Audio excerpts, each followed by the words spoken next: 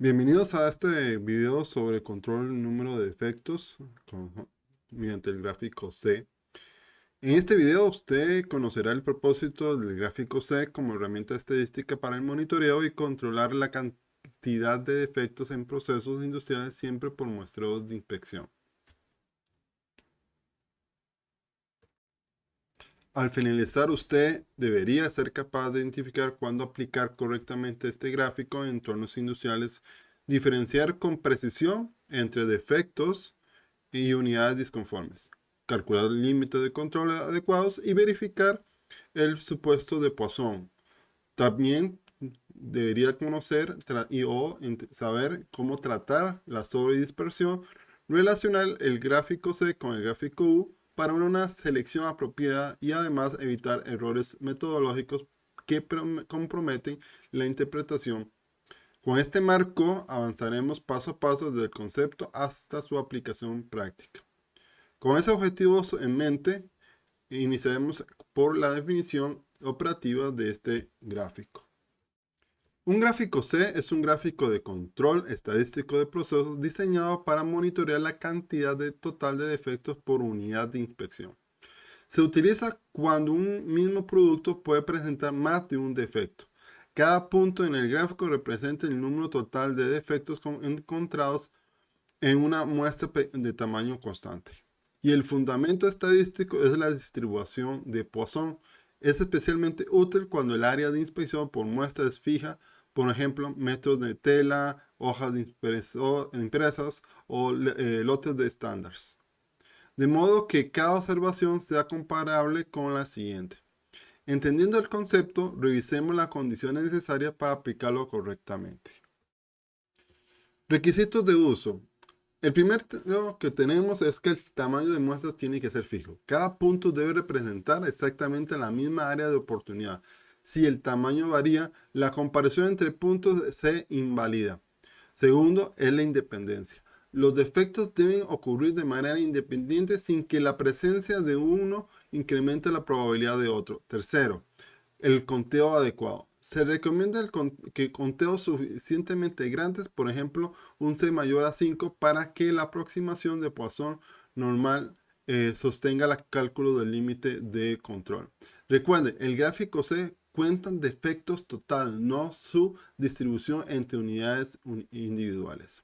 Con los requisitos en mente, aclaremos exactamente qué mide esta carta o gráfico de control. ¿Qué mide el gráfico C? El gráfico C controla el número total de defectos por muestra.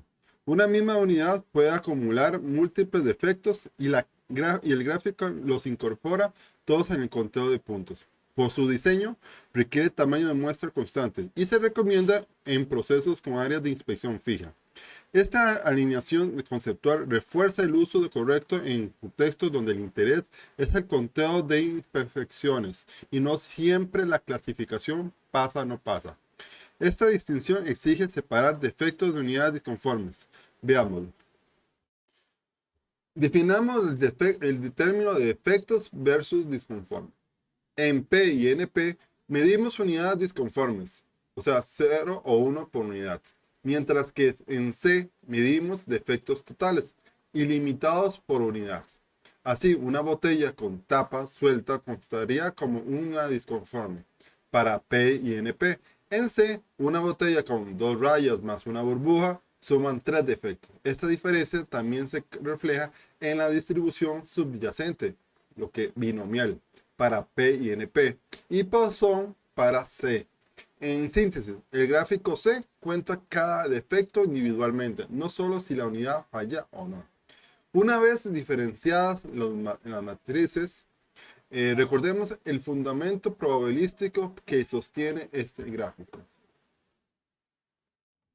El fundamento estadístico de la distribución de Poisson modela eventos raros en un espacio de tiempo fijo con medias y varianza iguales, eventos independientes y probabilidad constante en un área de inspección. El parámetro lambda representa el promedio de defectos. Esta propiedad justifica los cálculos de los límites y las énfasis en la constancia de la área de oportunidad. Si asumimos que Poisson debemos comprobarlo en datos reales, Resumimos el procedimiento. En resumen, la construcción de un gráfico C consta de definir los defectos, el tamaño de la muestra fija, recolectar al menos 20 subgrupos de datos, calcular la media, la varianza, el valor D y el chi cuadrado, ajustar los límites de C y C', graficar y vigilar con regla de señales y acciones correctivas si aparecen causas especiales. Ahora expliquemos esa verificación en 3 pasos con la prueba rápida de Poissonidad. La prueba rápida de Poisson utilizamos 3 pasos importantes. Calcular la media y la varianza de la muestra. Posteriormente calculamos el índice de dispersión, que es el valor D. Y pues determinamos la prueba de chi cuadrado. Si el valor del chi cuadrado está dentro de estos límites críticos para el nivel de significancia deseado, se acepta el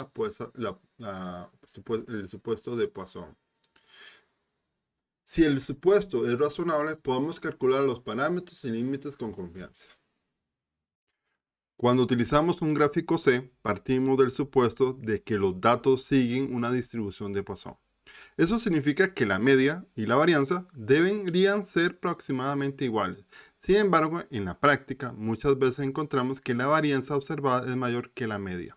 A esta situación la llamamos sobredispersión. ¿Qué implica esto? Que los límites de control calculados en la fórmula clásica C promedio más menos 3 raíz de C promedios se vuelven demasiado estrechos. Como consecuencia, aparecen múltiples señales de fuera de control que no corresponden a una causa real, generando alarmas innecesarias. La sobredispersión suele estar asociada a agrupamiento de defectos, por ejemplo, unidades con muchos defectos y otras con ninguno. A variaciones no controladas en turnos, materiales o condiciones de operaciones o a la mezcla de modos de fallas distintos contabilizados juntos. Para detectar si existe, se utiliza el índice de dispersión. Cuando este índice es cercano a 1, los datos se ajustan a Poisson. Pero si el valor es mucho mayor, por ejemplo, mayor que 2, debemos sospechar sobre dispersión. Una alternativa más formal es aplicar una prueba de chi cuadrado de Poissonidad comparando las frecuencias observadas contra las esperadas. Ahora bien, ¿qué hacer cuando confirmamos que los datos están dispersos? Una opción es utilizar una carta o gráfico C', que ajusta los límites para reflejar la variabilidad real. Otra estrategia es separar los datos por categorías y controlarlos con gráficos independientes, lo que permite identificar mejor las causas específicas. Y por supuesto, lo más importante es investigar y eliminar las causas raíz que produce el agrupamiento o la variación adicional. Por eso, la conclusión es clara. Verificar el ajuste a Poisson no es un paso opcional ni teórico, es una necesidad práctica. Si los datos cumplen los supuestos de Poisson, podemos confiar en que los límites de control son válidos y los señales del gráfico son útiles. Pero si no se cumplen, debemos aplicar ajustes como un gráfico C', separar defectos por categorías o revisar la condición de proceso. Solo de esta forma garantizamos que nuestros gráficos de control reflejan la realidad del proceso y den señales confiables y respalden decisiones correctas por la mejora continua del proceso. Por eso es necesario un indicador que nos alerte de la variabilidad externa como es el índice D. Entonces recordemos la interpretación del índice D o índice de dispersión. Para concluir este tema, recordemos que este índice resume la relación entre la varianza y la media observada. Valores cercanos a 1 son consistentes a Poisson. Una distribución mayor a 1 sugiere una sobredispersión, más variabilidad que lo que estamos esperando. Y una dispersión menor a 1 sugiere una subdispersión. Esta lectura orienta la necesidad de ajustes posteriores como la variante de C' cuando la dispersión se aleja de 1 de manera significativa. Interpretando la variabilidad del D, formalicemos de forma la verificación mediante una prueba de chi cuadrado. ¿Cómo realizamos esta verificación? Para confirmar si los datos que estamos analizando siguen una distribución de Poisson, aplicamos una prueba de bondad de ajuste de chi cuadrado.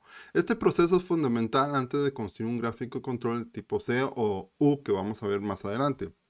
El primer paso es agrupar los datos. Primero organizamos las observaciones en función del número de efectos por muestra o por unidad.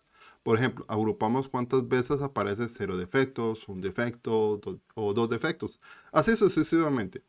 Si hay frecuencias muy bajas, especialmente menores a 5, será necesario agrupar clases adyacentes. El segundo paso, calculo los medias observadas. Se calculan dividiendo el total de defectos entre el número total de unidades inspeccionadas. Esta media estimada representa el parámetro lambda de la distribución de Poisson. El tercer paso, lo que hacemos es obtener la frecuencia esperada con la media obtenida. Calculamos la probabilidad de cada clase usando la fórmula de Poisson. Luego multiplicamos estas probabilidades por el número total de observaciones para obtener la frecuencia esperada en cada clase. Paso 4. Lo que hacemos es agrupar adicionalmente si es necesario. Si alguna frecuencia esperada es menor a 5, combinamos las clases superiores para garantizar una validez de prueba de chi cuadrado. El paso 5 significa que hacemos el cálculo de la estabilidad o estadístico de chi cuadrado. Se aplica la fórmula comparando los valores observados y esperados. Cuando mayor la diferencia, mayor será el valor de la estadística de chi cuadrado. El sexto paso, determinamos el grado de libertad. Ese grado de libertad se calcula como el número de clases menos 1, menos el número de parámetros estimados, que en este caso es 1 por haber estimado la media. El paso 7 es la comparación con los valores críticos. Finalmente se compara el valor calculado de chi cuadrado con el valor crítico de la tabla correspondiente al nivel de significancia deseado. Si el valor está dentro del rango de aceptación, se concluye que los datos siguen una distribución de Poisson y puede proceder a construir el gráfico de control correspondiente. Ahora que hemos hecho la validación de Poisson, iniciamos los cálculos de los parámetros. Ahí lo que hacemos es medir la media del proceso que estima el C promedio como el promedio de defectos por muestras a partir de una muestra histórica representativa. Y pues calculamos los límites superior y el límite de control inferior. Recordemos que el C promedio lo llamaremos o lo conocemos como el promedio de defectos por muestra a partir de una muestra histórica representativa. Recordemos también que un límite inferior que sea un valor negativo o valor menor que 0 es importante que en la práctica se ajuste a un valor de 0, pues no existen conteos negativos de defectos. Con los parámetros ya definidos, aplicamos un ejemplo práctico de producción con estas fórmulas. Por ejemplo, tenemos en un contexto de un ejemplo que en una fábrica de envases se inspeccionan latas de aluminio para bebidas gaseosas. En cada lata se encuentran todos los defectos visibles, por ejemplo, manchas, rayaduras, decoloraciones, etc. Se han inspeccionado 50 unidades consecutivas durante un periodo considerado y estable de tiempo. En estos datos se calcularemos el C promedio, revisaremos la varianza y construiremos los límites. Con estos datos que podemos ver en pantalla, estableceremos los límites iniciales y observemos su comportamiento según las fórmulas del gráfico de C. Calculando los límites, lo que hacemos es calcular las medias estimadas y la relación de sigma con igual a raíz cuadrada de C promedios. Se fija el límite de control superior, el límite de control inferior. En la práctica, cuando el LSI es menor a 1, como hemos mencionado anteriormente, se ajusta a 0. Esta decisión operativa evita interpretaciones como señales cualquier fluctuación por debajo de cero que carezca de significado físico. Tras fijar los límites y la varianza determinada, calculamos los grados de libertad para comprobar la posibilidad de los datos. Como vemos y calculamos el gráfico en esta imagen, vamos a ver cómo se calculan los gráficos de libertad. Simplemente es el número de clases menos 1 y menos el número de parámetros estimados. En este caso, para este ejemplo, asumimos que el número de clases son 16, menos 1, menos el parámetro estimado, que fue el promedio, que en este caso es 1, nos da como grado de libertad 14 para la prueba de chi cuadrado. Este valor lo usamos para determinar el valor de P. En nuestro caso, el estadístico calculado de chi cuadrado para grados de libertad de 14 va a ser 23,3597. Al buscar esto en la tabla de la distribución de chi cuadrado de 14 grados de libertad, encontramos que la prueba de chi cuadrado más cercano a este valor de varianza es 23,685, correspondiendo al área de la derecha de valor de P a un valor de 0,05% de confianza. Como nuestro valor calculado 23,3597 es ligeramente menor que el valor de la tabla, que es 23,685, su valor de P debe ser ligeramente mayor a 0,05. En este concuerda con el resultado obtenido por métodos de hoja de cálculo o computacionales, que el valor de P para nuestro ejemplo es de 0,0547.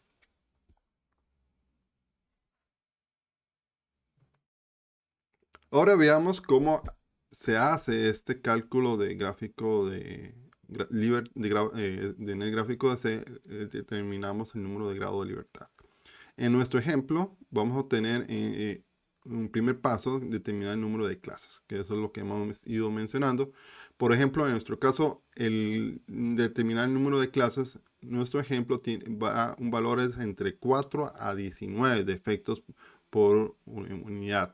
Esto genera 16 clases entre este rango. Se resta 1, el valor de 1, por la restricción de cierre, la probabilidad de suma de 1. Y formulamos la fórmula general de grado de libertad, que es el número de clases menos el valor de 1, menos el número de parámetros que hemos estimado. En este caso, por nuestro ejemplo, va a ser el valor de 1. En el ejemplo que hemos aplicado, mencionamos que vamos a utilizar 16 clases menos el valor de 1, menos el valor estimado, que es en este caso 1, nos dieron un valor de 14. En este grado de libertad contemplamos el grado de la prueba de chi cuadrado y vemos ahora cómo se estima el valor P con una tabla de estándar. El uso de tablas para estimar el valor de P, si bien el valor P se puede obtener por software, hojas estadísticas o programas estadísticos, también es posible estimarlos manualmente con una tabla de chi cuadrado. En el ejemplo, con el chi cuadrado es igual a 23,3597 y un grado de libertad de 14, la tabla reporta un chi cuadrado igual a 23,685 que hemos mencionado, para un P de 0,05. Como 23,3595 es menor al valor de la tabla, que es 23,685, el valor P es ligeramente mayor a 0,05, concordando con resultados computacionales cuando hacemos la fórmula del valor de P, que es 0,0547. Esta coherencia respalda la evaluación del supuesto de Poisson para los datos observados. Antes de cerrar este ejemplo, veamos cómo se utiliza la fórmula de cálculo de la comprobación de la distribución. Se agrupan los gráficos, los datos o el número de efectos por unidad y se separan las clases, como la contratación,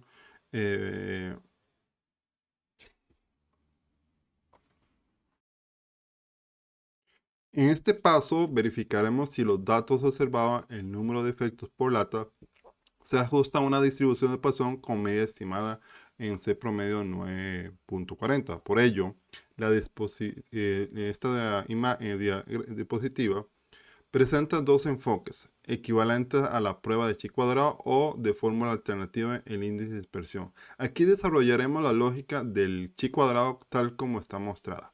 Primero, calculamos la probabilidad teórica observada exactamente con cada defecto por debajo de Poisson. Con estas probabilidades determinamos la frecuencia esperada para cada valor k en un conjunto de 50 muestras. De esta manera, obtenemos cada categoría el número de veces que se espera ver ese conteo si el proceso sigue en una Poisson con media de 9,4. Luego comparamos esa frecuencia esperada con la frecuencia observada y el cálculo para cada categoría de su contribución al estadístico. Para eso usamos la fórmula de chi cuadrado más la sumatoria de lo observado con lo esperado al cuadrado dividido entre lo esperado. Este valor mide la discrepancia entre la observación y lo esperado para cada cantidad de defectos. Al sumar todas las contribuciones, obtenemos la estadística total de la prueba, en este ejemplo, de 23, 35, 97. La interpretación es directa. Cuando mayor sea el chi cuadrado, mayor la discrepancia respecto al modelo de Poisson con una media de 9,4. La siguiente diapositiva veremos un ejemplo de cómo se vería ya el gráfico C construido. Bueno, una vez ya utilizado todas las fórmulas, podemos ver la construcción de este gráfico de control y podemos notar que hay una muestra por encima de los límites de control superior. Con un valor de promedio de C de 9,40, con un límite superior de 18 y un límite inferior de 0,20.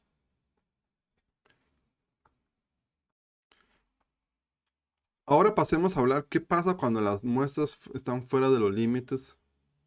Cuando observamos un punto por encima del límite superior de control o por debajo del límite inferior, revisamos qué hacer antes de concluir que existe una causa especial. Primero, valide la aritmética de los límites de control inferior. Recuerde que si el cálculo del límite inferior resulta negativo o muy próximo a 0, debe ajustarse a valor de 0. Por tanto, las señales bajo 0 carece de sentido físico en conteo de defectos. Este ajuste evita alarmas espurias originadas solo por el método de cómputo.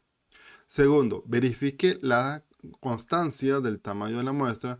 El uso con muestras variables invalida la comparación estadística entre puntos. Si hubo cambios de n o del área de oportunidad de inspección, convierta el gráfico C en un gráfico U o un gráfico de defectos por unidad, antes de interpretar el dato como fuera de control en gráfico C. Tercero, descarte las falsas alarmas por sobredispersión. Si la varianza excede significativamente la media, el proceso muestra la más viabilidad de la esperada por Poisson. En este caso, emplee la corrección de un C' que ajuste los límites con un índice de dispersión de la varianza al cuadrado por dividido entre el promedio, reduciendo las falsas alarmas sin relajar requisitos de calidad. Por último, confirme la elección del gráfico si en realidad está contando unidades disconformes y no defectos totales. La herramienta adecuada es, por ejemplo, P o NP y no C. Mezclar criterios genera conclusiones erróneas sobre puntos fuera de los límites. Si el diagnóstico confirma causas especiales, proceda a la recalibración del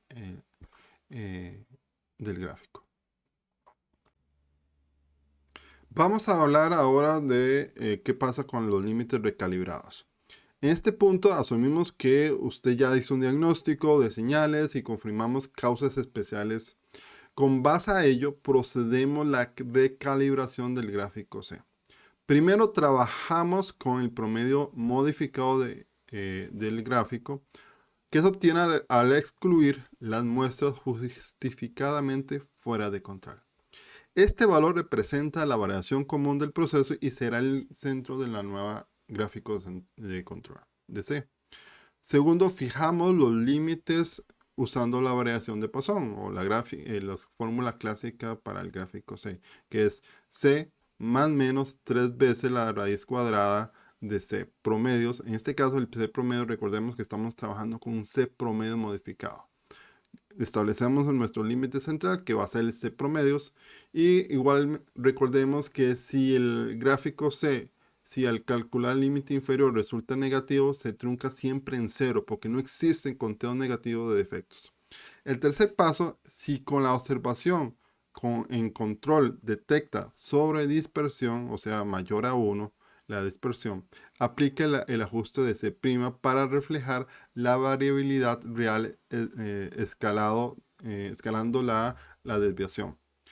En este caso, vamos a usar la fórmula que vemos en pantalla, que es, usamos el C promedio modificado más menos 3 veces la desviación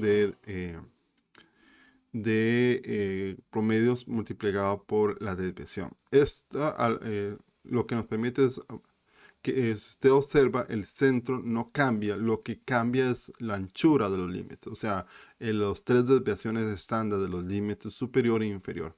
Este ajuste reduce falsas alarmas sin relajar la especificación del producto. Y cierra el cierre operativo tras recalcular los límites, grafique todas las series sin la muestra excluidas y verifique la estabilidad del proceso. Es importante recordar, si persisten señales, investigue nuevas causas especiales antes de fijar la línea base. Y si la carta queda estable, cierre y congele estos límites para el monitoreo continuo ya en proceso. Recuerde que en la construcción de gráficos de control tenemos una fase inicial para establecer los límites de un proceso que llamaremos fase 1, y el fase 2 ya es cuando monitoreamos y damos seguimiento a los procesos. Con la recalibración completa de los gráficos en un escenario que necesitamos ajustar los límites, podemos aplicar nuevos límites al conjunto de datos para confirmar la estabilidad de los procesos. Hablemos ahora sobre dos situaciones prácticas en el trabajo con el gráfico C, donde el primer caso vamos a hablar sobre el valor promedio esperado de defectos y el otro del valor máximo permitidos.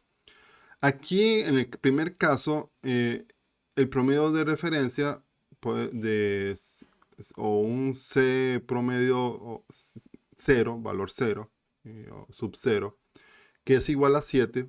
Por tanto, los límites central estimado es de 7. Su límite superior estimado es 14.94 y obviamente el límite inferior estimado es menos 0.94. Como conteo de efectos no puede ser negativo, igual insisto que hay que hacer un ajuste de corte a 0. Todo este límite inferior va a estar supeditado o establecido en ese valor.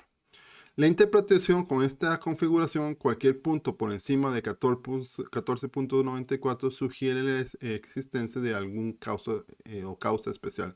Valores cercanos a 0 son posibles y no implica por sí solo un proceso fuera de control.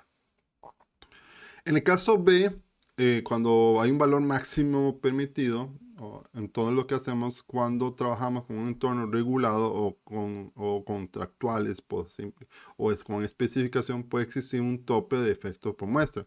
En este escenario usamos un enfoque unilateral, fijamos los límites superiores en un umbral permitido, en este caso un límite superior a partir de un promedio sub 0, indicando la lámina en esta diapositiva como el valor máximo aceptado. Los da un punto de decisión directo si un punto supera este tope y se activa una acción inmediata aunque el límite estadístico calculado fuese un poco más alto. O sea, lo que estamos haciendo es tendiendo un límite extra de valor permitido dentro del gráfico de control. Entonces vamos a tener los límites superior e inferior de control, un límite central más un límite de tolerancia, podríamos decir de esta forma. La regla práctica en este caso opera con el criterio más restrictivo entre el límite estadístico y el límite contractual o normativo. En este caso especial y claro, el promedio esperado y el tope máximo. Pasamos ahora a hablar qué tipo de errores más comunes y cómo prevenirlos en los gráficos de controles. Ahora revisemos cuántos errores frecuentes al usar el gráfico C y cómo prevenirlos. Primero, la confusión conceptual. Un gráfico C cuenta defectos total por muestra. En una misma unidad puede aportar varios defectos. Si lo que se necesita es clasificar unidades disconformes en pasa o no pasa, la herramienta correcta es un gráfico P o un gráfico NP. Mezclar métricas produce conclusiones erróneas. Por eso, antes de recolectar datos, define qué se cuenta, documenta ejemplos, límites y verifique la concordancia de los defectos entre inspectores. Segundo, hay que ver la variación en el tamaño de la muestra. Si el tamaño de la muestra o el área de oportunidad cambia entre puntos, la observación deja de ser comparable y ahí aparecer alarmas falsas. La acción correcta es mantener el tamaño constante o normalizado con un gráfico U, que son los defectos por unidad. Y deberíamos incluir en esta decisión en el plan de muestreo los controles que se cumplan en piso. Tercero, ignorar la sobredispersión. Cuando la varianza supera con claridad a la media, por ejemplo, agrupación de defectos, heterogeneidad de los materiales o cambios de metodología, los límites basados en Poisson quedan demasiado estrechos y aumenta las falsas alarmas.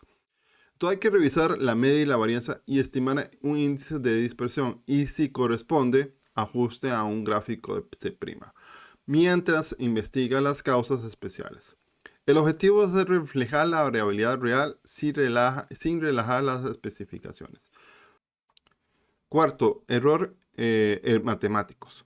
Si el límite de control inferior nunca debe quedar por debajo de 0, si el cálculo arroja negativo, asuma su valor a 0, porque no existen conteos negativos de defectos. Además, verifique la suma, la transcripción y las celdas de las hojas de cálculos antes de concluir que el proceso está fuera de control.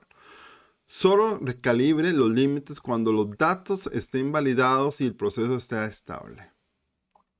Aplicando estas 4 precauciones, la métrica correcta, tamaños constantes o tasa, tratamiento de la variabilidad y la aritmética verificada, el gráfico C se convierte en una herramienta confiable para detectar causas especiales a tiempo, sin reaccionar a la variación natural. Vistos estos errores, definamos con claridad qué es una sobredispersión y cuándo sospechar de ella. El gráfico C' ajusta los límites de control para compensar la sobredispersión observada. El ajuste utiliza el índice de dispersión para escalar la amplitud de los límites y así reflejar la variabilidad real del proceso, reduciendo falsas alarmas sin alterar la lógica de conteo de defectos. Este ajuste tiene un propósito claro y recordemos para no confundirlos con especificaciones.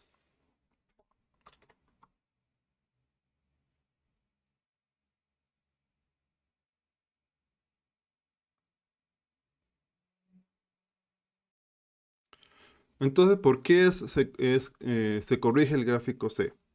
Porque corrigiendo con la varianza real del proceso se mejora la interpretación estadística, se reduce las falsas alarmas y se toman mejores decisiones, sin relajar requisitos, ni cambiar la calidad exigida por el mismo cliente o por una norma. Es un ajuste estadístico, no un cambio de especificación. Una vez que comprendemos esta razón, identifiquemos ahora en qué contexto es más probable necesitar un ajuste. Estos ajustes se pueden dar en los siguientes escenarios. Cuando el proceso posee una alta variabilidad natural, por ejemplo los procesos manuales o artesanales, con un gran agrupamiento de defectos en una misma unidad. En casos con muestras pequeñas o con inspección frecuente en procesos biológicos o alimentarios, o en producción por lotes o clúster. En contraste, son menos frecuentes en procesos automatizados altamente estandarizados. En buena recomendación práctica sería si posee el proceso una variación mayor a la media o hay muchas faltas alarmas, considere el ajuste. Pero si el tamaño o el área de oportunidad cambia, la herramienta adecuada es otra. Veamos las cuáles serían. Cuando el tamaño de la muestra varía, convierta la conteo a tasa de defectos por unidad, donde el C sub i es el conteo total de defectos en la muestra i y ni es en su tamaño. Esta conversión restaura la comparación entre puntos y permite continuar el control en un gráfico U coherente con la realidad operativa. Con todo lo anterior integrado, seguiremos destacando las diferencias entre control y calidad. Corregir el gráfico no cambia la especificación del producto, cambia cómo monitoreamos un proceso con variabilidad natural elevada. El objetivo es hacer más eficiente el control sin comprometer la calidad, es decir, mejor estadística, misma exigencia. Con esto concluimos el tema de hoy de gráfico C. Les agradecemos acompañarnos con ver este video sobre este gráfico y los incentivamos a seguir estudiando sobre el control estadístico de calidad y observar nuestro próximo video sobre el gráfico de control tipo U. Muchas gracias por su atención.